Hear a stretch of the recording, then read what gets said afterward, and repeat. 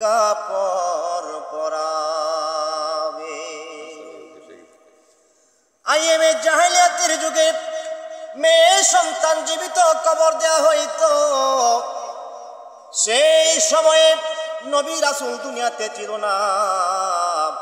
আমার নবী দুনিয়াতে আইসা নিষেধ দিয়া দিলেন, না রে না, মেয়ে সন্তান আর জীবিত কবর দেওয়া যাবে না। সেই সময়ে যেটাকে বলা হতো বর্বর যুগ, দাহিয়া কালবে সে নবীর সামনে বলতেছেন, ওগো নবীজি, আমি দাহিয়া কালবি অপরাধী, আমি দাহিয়া কালবি অপরাধী, আমার এই গুনাহ মাফ হয় কিনা, মাফ হয় কিনা।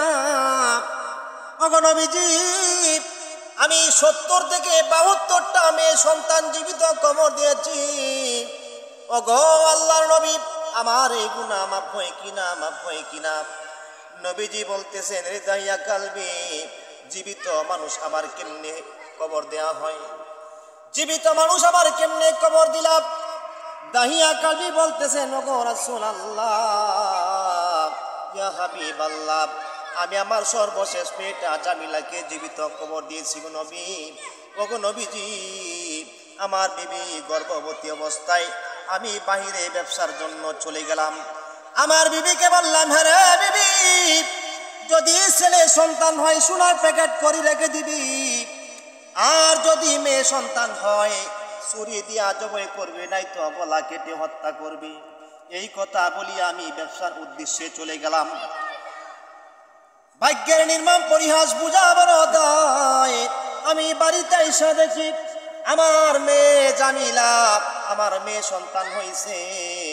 আমার বিবি মেয়েটার নাম রাখছে জামিলা, জামিলা নাম রাখছে। আমি যখন বাড়িতে আসলাম, বিবি বলল, এরে মা, তোমার আব্বা এসে, তোমার আব্বার কাছে যাও। দাহিয়া কালবি বলেন, বিবি রে, এটা কে? বিবি বলল, স্বামী গো, এত সুন্দর মেয়ে, এত সুন্দর মেয়ে আমি মারতে পারলাম না, আমার মেয়ের নাম রাখলাম জামিলা। ওগো স্বামী, তুমি তাকে আদর করে মেনে নাও। দাহিয়া কালবি বলেন, রে বিবি, ঠিক আছে, তাইলে তুমি তারে সাজায়া দাও, আমি জামিলাকে নিয়ে বেড়াইতে যাব। বিবি বলেন, জামিলাকে যখন কাপড় পরাইতে যাই, কেন গো আমার হাত থর থর করে কাঁপে, কাপড় পরাইতে পারি না। আমার মেয়েকে আমি যখন বিদায় দিয়ে দিলাম, আমার মন কেন মানে না। আমি মা রাস্তার পাশে দাঁড়াইয়া রইলাম।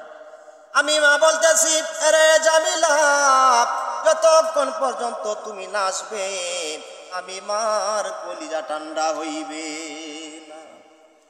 দাহিয়া কালবি জামিলাকে নিয়া পাহাড়ের চিপা চাপা রাস্তা দিয়া গলিতে গলিতে যাইয়া এক পাহাড়ের চিপাই যাইয়া গর্ত করা শুরু করলো। জামিলা বলেন, বাবা গো, এত কষ্ট করে তুমি গর্ত কিসের জন্য করতেছো গো বাবা? দাহিয়া কালবি বলেন, রে মা, জামিলা বাচ্চা মানুষ, বাবার শরীর থেকে ধুলা জারিয়া জারিয়া ফালায়, আর বাবাকে প্রশ্ন করে, বাবা গো, এত কষ্ট করে তুমি কিসের জন্য গর্ত করতেছ? গর্ত যখন শেষ হয়ে গেল, গার ধাক্কা দিয়া গর্তের মধ্যে ফালাইয়া বড় বড় পাথর মারতে শুরু করলো। জামিলা এত জোরে চিল্লান দিল, হে বাবা, আমি মেয়ে হয়ে যদি তোমার কলঙ্ক হয়, আমাকে মাইরো না। আমি জামিলা এমন এক দেশে চলে যাব, যেই দেশের মানুষ তুমি দাহিয়া কালবি চিনো না। হে বাবা, তুমি আমাকে মাইরো না, আমাকে ছাইরা দাও। আমি এমন এক দেশে চলে যাব, যেই দেশের মানুষ তুমি দাহিয়া কালবি চিনো না। নিষ্ঠুর দাহিয়া কালবি শুনল না।